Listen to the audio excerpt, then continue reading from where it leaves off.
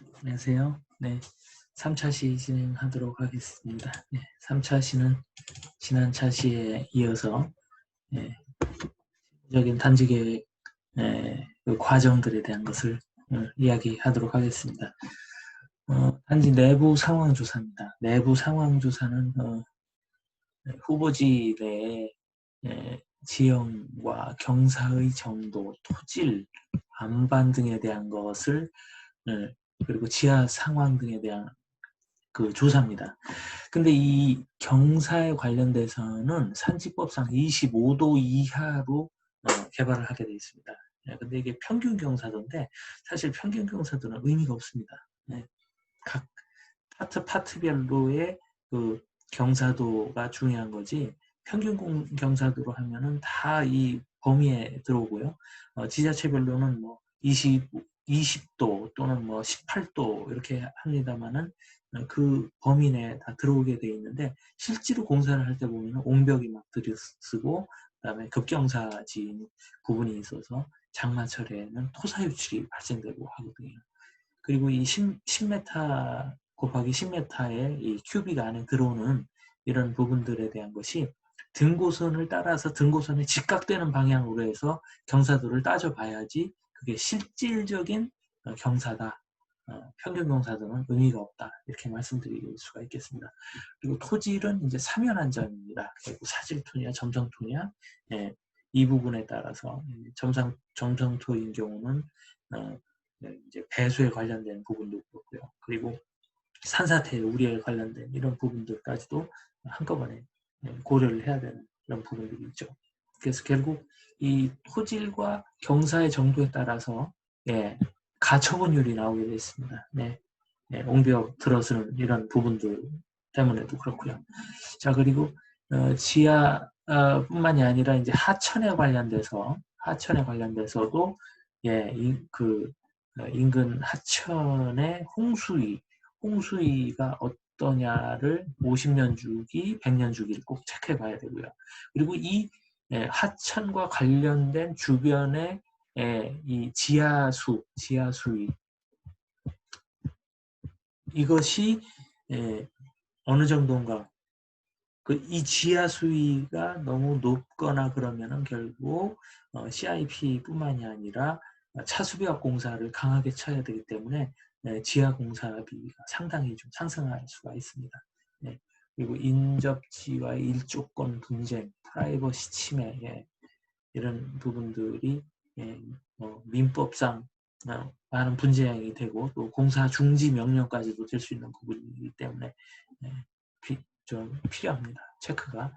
초중고의 통학로, 이 초등학교는 기본적으로 500m 또는 1km, 멀어도 1km 내에 있어야 되는 것이고요. 그리고 그것이 통학로가 어떻게 형성이 되어 있는지 지금은 또 민식이법 때문에 그 안전성을 확보해야 되는 그런 부분들이 있거든요. 그리고 고등학교에 관련된 부분은 바로 그 지역의 활성화 정도입니다. 초중교는 기본적으로 들어가지만 고등학교는 일정한 인구 이상이 확보가 돼야 되거든요. 그래서 이 고등학교가 들어섬으로 해서의 발생되는 개발이익에 대한 차이가 현격하게 드러납니다. 그래서 고등학교가 상당히 중요합니다. 자, 급경사도 지형에 있어서의 급경사일 경우에는 결국 소일레일 처리를 해야 될지 아니면 라간카를 해야 될지 그 다음에 보강토 옹벽으로 해야 될지 이런 부분들 그리고 또 배수로 관계 이런 부분들이 좀 고려가 돼야 되는 거죠. 결국은 이런 그 옹벽이 발생됨으로 해서 또 옹벽 높이만큼 또 떨어져야 되거든요. 건축물이 그랬을 때 가처분율이 또 저하되는 이런 부분들이 있고 그다음에 그 옹벽의 면에 있는 부분은 주거성이 거주성이 좋지 않기 때문에 좀 체크가 돼야 됩니다. 자, 그리고 배수 방향 어떻게 할지에 대해서 현황 분석도 실제로 지어진 됩니다.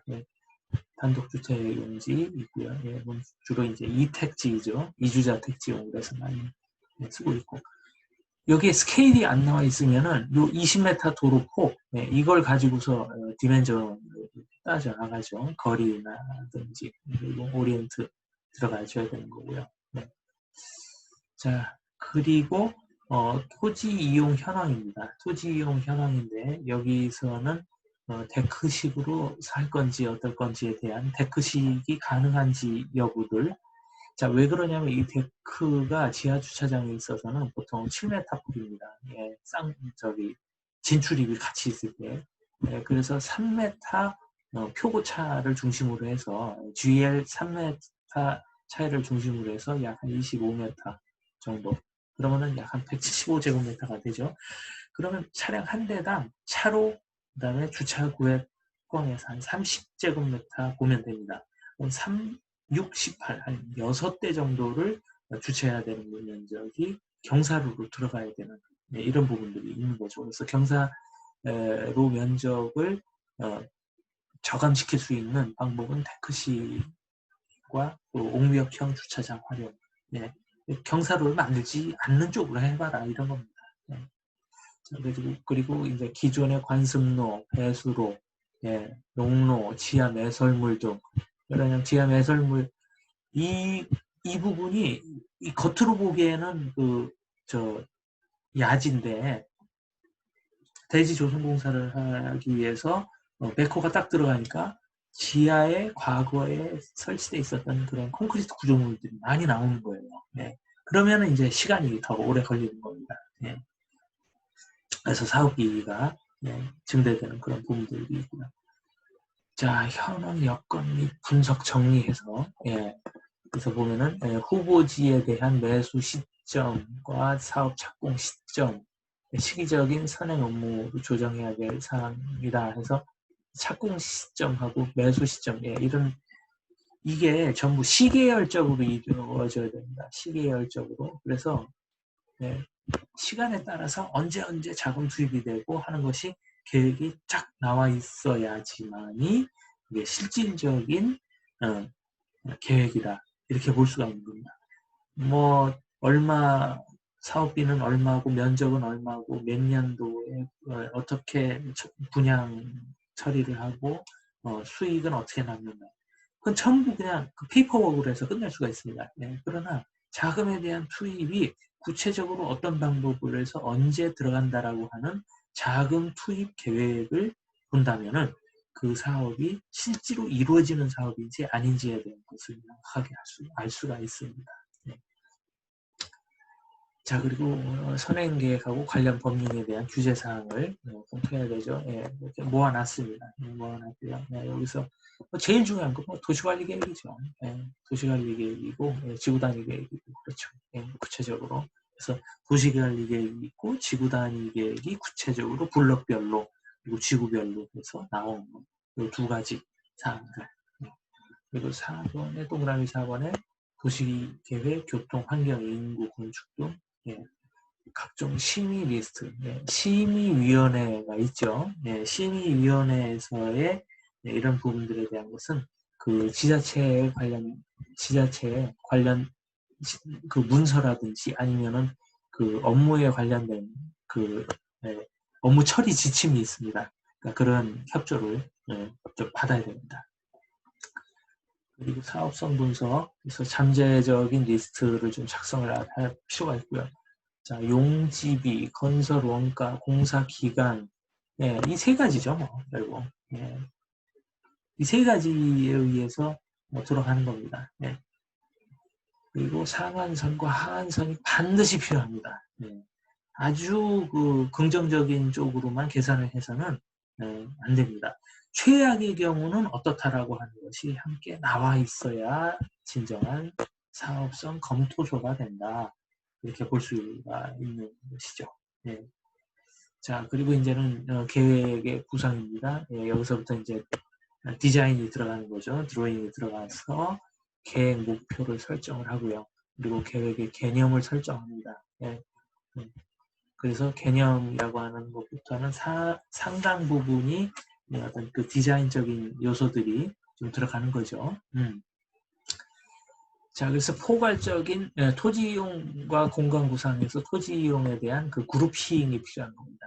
다이어그램 조닝이죠. 다이어그램으로 해서 이런 식으로 도로는 어떻게 지나가고 하는 이런 부분들에 대한 것이 좀 나와줘야 됩니다. 자, 그리고 주거동 부대 복리 시설에서 여기 이제 452쪽에 나와 있습니다. 452쪽에 나와 있는데요. 도로, 그 다음에 대지 경계선, 향, 뭐 주변 건물에 대한 것들 이런 부분들이 고려돼야 된다는 겁니다.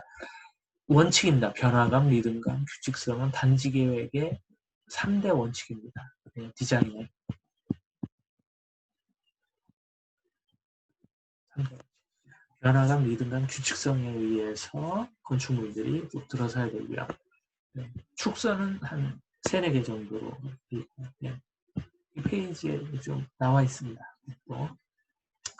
자, 여기에서 이제 거대 건축물이라고 하는 빅매스에 대한 것이 이제 나오는데, 기본적으로는 휴먼 스케일입니다. 물론 이제 중국 같은 뭐 땅이 넓은 나라, 그리고 저 평야지가 많고 평지가 많은 데서는 아주 웅장한 곳으로 해서 자연에 대한 이 변이 이런 부분들을 굳건하게 막겠다. 그래서 정부가 튼튼하게 이렇게 하겠다라고 하는 부분들이 이제 필요하겠지만은 우리 대한민국 같은 경우에는 휴먼 스케일이 이게 훨씬 더 인정이 될 수 있는 거죠. 그래서 너무 크지 않게 주동조합을 선택을 하고요. 4호나 6호 조합입니다. 자, 15층 3개 주동이라는 것이 시공성에 있어서의 기본적으로 갱폼을 쓰는 데 있어서 3개 주동으로 해서 하면은 가장 효율적으로, 시간적으로도 그렇고요. 나오고요. 갱폼 자체 제작비가 굉장히 고가거든요. 전부 철판으로 만들어야 되니까. 자, 그리고 영역성, 클러스터가 되는 거죠. 그래서 이런 식으로 그래서 이런 영역이 형성이 되는 겁니다.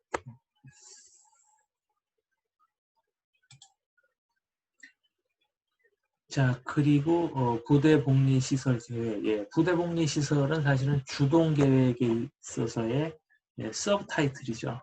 서포트 해주는.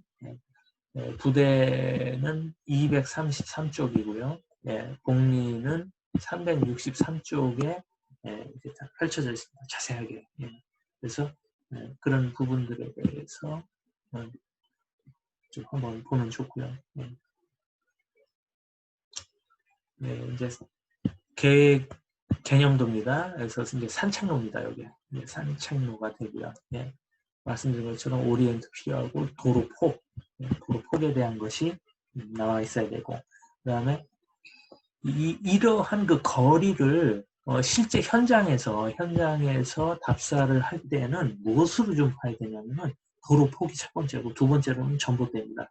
전봇대는 구시가지, 그러니까 일반 주거지역 사업을 할 때는 그런데요. 도시개발 사업도 그렇고, 전봇대가 있으면 그 간격 한 50m를 보시면 됩니다. 그거 보면 되고, 그 다음에 초등학교 하나는 한 1헥타르, 10,000제곱미터를 조금 넘습니다. 12,000, 11,000제곱미터 그렇거든요. 그러니까 초등학교 하나의 면적을 1헥타르로 보면은 거의 그 스케일감이 이제 나오게 있죠. 자, 동선 계획. 자, 동선이라고 하는 것은 무브먼트, 차량이든 사람이든 길입니다. 길에 대한 것을 어떻게 낼 것이냐. 근데 여기에서의 이 단지 계획이 있어서의 첫 번째는 어린이입니다. 두 번째가 주부들이고요.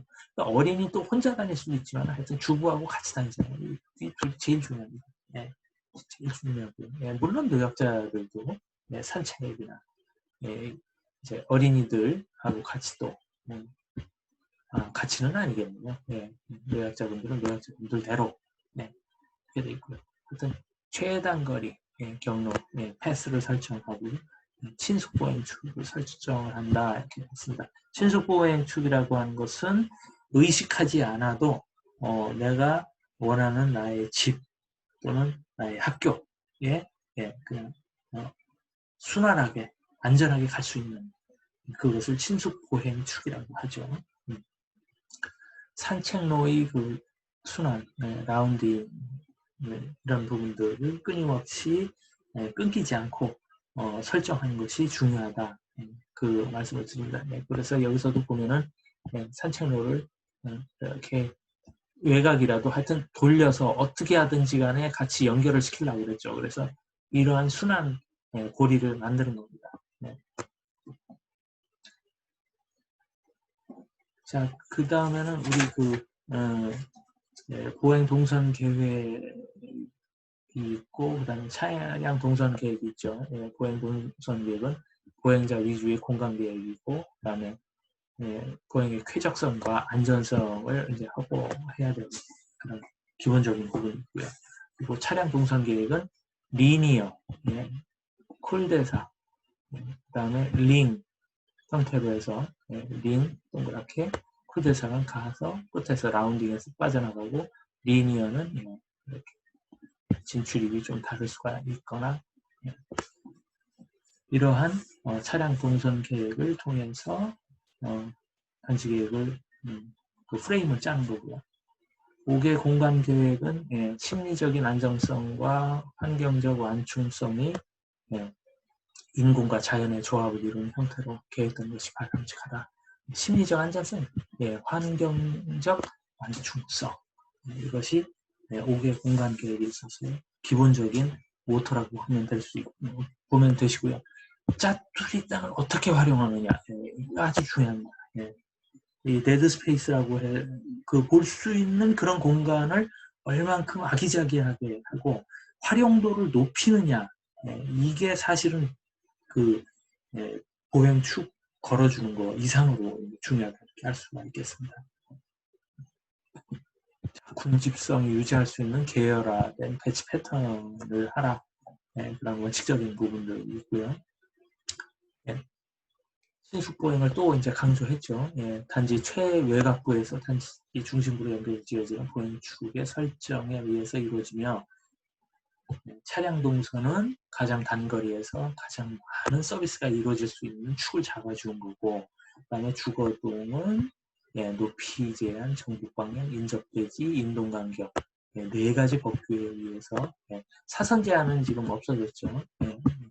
그래서 이 4가지에 의해서 스카이라인이 경관적 의미를 같이 부여해서 작업을 한다. 이렇게 되어 있습니다. 결국은 보면은 한마디로 얘기해서 딱 한 가지만 강조를 하면은 균형감입니다. 밸런스.